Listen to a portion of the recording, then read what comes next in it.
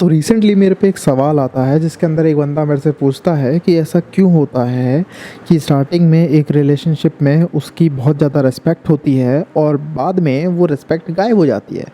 मतलब बाद में जो चीज़ बहुत अच्छी होती हैं जिसमें कि इन्हें लग रहा होता है कि इससे ज़्यादा आदर मुझे नहीं मिल सकता, वो आदर सब ख़त्म हो जाता है।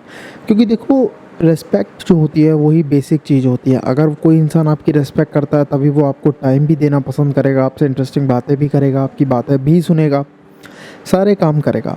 लेकिन अगर वो आपकी रिस्पेक्ट नहीं करता तो वो कुछ नहीं करेगा। और उसका जो सवाल है वो बंदे का बहुत ज़्यादा वैलिड है। क्योंकि फिर मैंने सोचा कि चलो क्यों ना इस चीज़ पे वीडियो बनाया जाए। तो आज इसी सब के ऊपर हम बात करने वाले हैं। मेरा नाम है नारायण शर्मा और आप देख रहे हो नारायण अनफिल्टर्ड।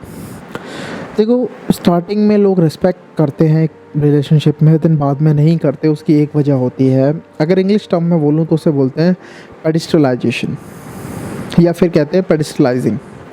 देखो, होता क्या है, पेडिस्टल का मतलब ये होता है कि आप किसी को एकदम अपने से ऊपर समझने लगते हो, अपने से लीग से बाहर समझने लगते हो।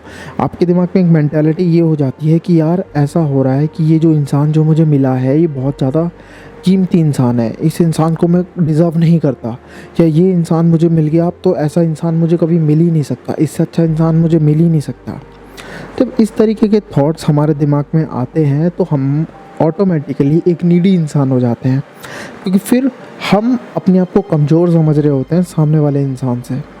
और जब ऐसा होता है, जब हम अपने आप को कमज़ोर समझते हैं किसी सामने वाले इंसान से, तो हमेशा हम कॉन्फिडेंट नहीं रहते, अंडर कॉन्फिडेंट होकर एकदम अजीब सा बिहेव करने लगते हैं, जिसके चलते हम ऐसा लगता है कि बहुत ज़्यादा नीडी हैं। और मैं हमेशा कहता हूँ, और ये चीज़ सच भी है, कि एक नीडी इंसान की ज़रूरत इस दुनिया में किसी को नहीं होती। तो अब यही गलती है जिसकी वजह से लोग रेस्पेक्ट खो देते हैं। तो इसका सही तरीका क्या है? इसका सही तरीका है सही नॉलेज। देखो यार, आपको ये चीज़ पता होनी चाहिए कि सामने वाला इंसान अगर आपके साथ रिलेशनशिप में आया है, इंटरेस्टेड है, वो बात कर रहा है, तो वो इसीलिए कर रहा है क्योंकि वो आपकी वैल्यू समझता है। तो उसमें कोई रीज़न ये नहीं है कि आप किसी को सर पे चढ़ा लो, किसी को पेडिस्टलाइज़ करो, या फिर किसी को अपने आप से ऊपर समझो। क्योंकि अगर ऐसा होता तो वो शायद कभी आपसे इस लेवल पे पहुंचते ही नहीं, शायद वो कभी आपसे बात ही नहीं करता। बट वो सामने से इंटरेस्टेड है, इसका मतलब है कि वो वैल्यू करता है। तो उसको उस वैल्यू की तरह ही रखो। अपनी हाँ, अपनी ना, अपनी मर्ज़ी को भी कुछ समझो। सामने वाले को प्लीज़ करने के चक्कर में रहोगे, सामने वाले को खुश करने के चक्कर में रहोगे, तो ये चीज़ चलती ही रहेगी। और दूसरी बात, कभी भी ऐसा मत समझो कि तुम्हारी औकात सामने वाले से कम है।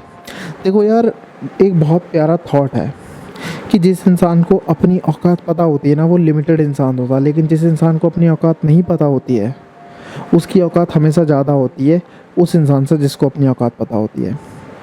इसका मतलब क्या हुआ? देखो, इसका मतलब ये हुआ कि आप अगर अपनी औकात जानते हो, आपको पता है कि चलो यार मैं तो इतना ही हूँ ना, और मैं इससे ऊपर नहीं जा सकता, तो आप हमेशा अपने आप को नीचा ही समझोगे सामने वाले से।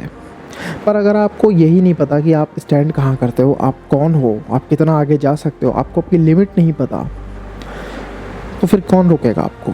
कोई नहीं रोक सकता ना। फिर तो कोई लिमिट ही नहीं है, फिर तो आप सामने वाले को कुछ समझोगे ही नहीं। इसीलिए मैं कहता हूँ, अपने आप को कभी भी लिमिट मत करो, ठीक है? अपने आप को ये औकात का ठप्पा लगा के नहीं ये तो इंसान मेरे को औकात से बाहर मिल गया, ऐसा कुछ नहीं होता।